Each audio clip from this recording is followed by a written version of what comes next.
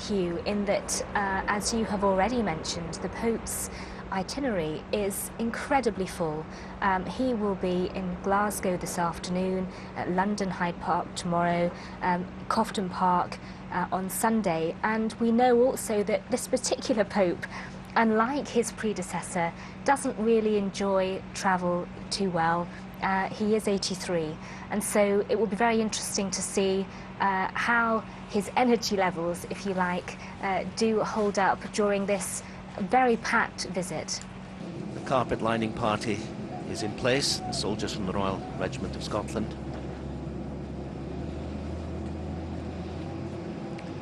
Like the flags, their kilts are catching the breeze, fortunately not at hurricane force.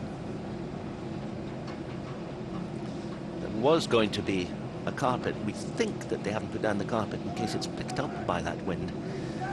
And now the papal nuncio himself mounts the steps to greet Pope Benedict, followed towards the plain by His Royal Highness the Duke of Edinburgh.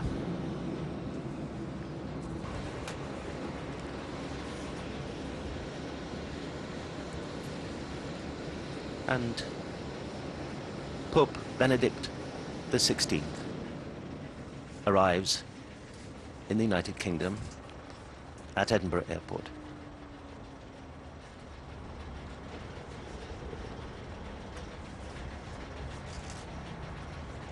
Stepping onto Scottish soil for the first time as Pope and being greeted warmly by the Duke of Edinburgh.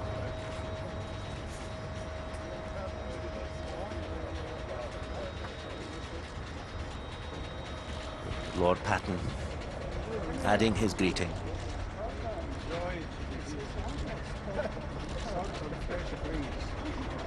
I think that they're talking about the weather, which is something that often happens in Edinburgh. Cardinal Cormac Murphy O'Connor there, clasping the Pope's hands. They know each other very well. Royal salute! Archbishop Vincent Nicholas. The managing director of the airport, Kevin Brown, who's just taken office, really. He's just started running the airport this summer, and this is his first distinguished visitor, and quite a moment for all those in the party. Taking them along the road. Some of the roads there clearly won't be lined with people. As we were explaining earlier, they're being focused on some of the main routes in the city centre itself. So it's not, as Jim was saying, not going to be a grand processional route. Plenty of security clear on hand, but we're not talking about streets full of thousands of people until we get into the city centre itself and St. Ninian's Day Parade is underway. There they are.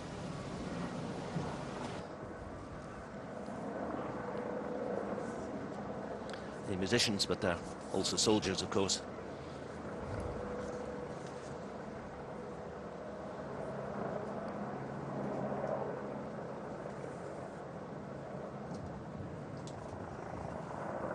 So the Pope's car and the car carrying the Duke of Edinburgh swings round in front of the Scottish Parliament and enters the gate, the Palace of Holyrood House, the Queen's official residence in Scotland. A wonderful building, and one that reeks of much of the history of Scotland, particularly that of the 16th century. And as the Pope gets out of his car, he may see the Queen awaits her guest, two heads of state, and in a sense, as Peter Stambers was saying, two church leaders, the Queen. They have their first handshake.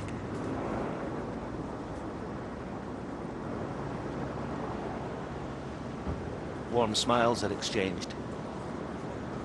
The Archbishop of Canterbury and Nick Clegg, the Deputy Prime Minister, Alex Salmond, the First Minister of Scotland, look on as they take their places on the dais.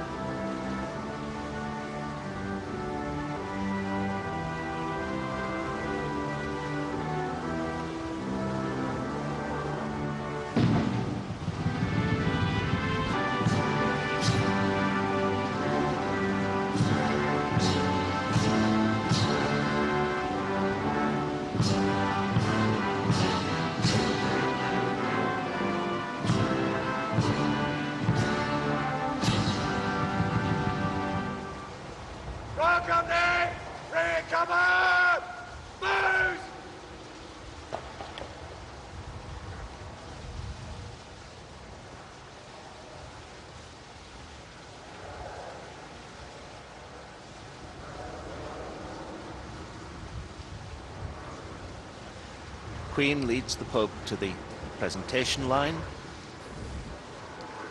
greeting first the Lord Provost of Edinburgh, Councillor George Grubb, who's also the Queen's Lord Lieutenant in the city.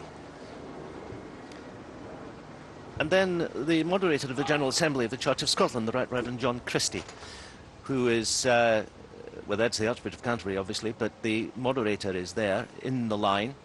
So Dr. Rowan Williams, then Nick Clegg, the Deputy Prime Minister. David Cameron will pay an official call on the Pope in London tomorrow morning.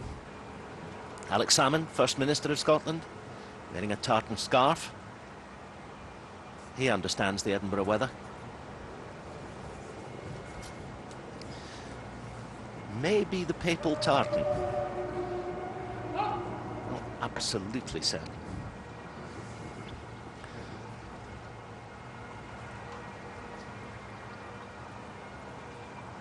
Carwyn Jones, First Minister of Wales. Michael Moore, Secretary of State for Scotland. And David Strang was the Chief Constable of Lothian and Borders Police.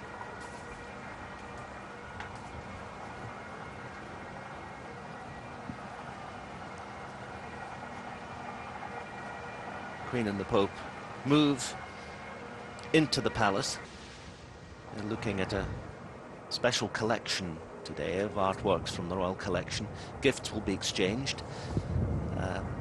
And they will know that in this place, so much of the history of division in Scotland, religious division, is remembered. And indeed, just at the side of the Palace of Holyrood House, the Pope will be able to see the ruins of an abbey founded by King David in the 12th century, an Augustinian abbey, now in ruins, but cherished and respected. They've come up the great staircase now, beside some of those great tapestries which I mentioned, and the Queen, the Pope and the Duke of Edinburgh make their way to the morning drawing room.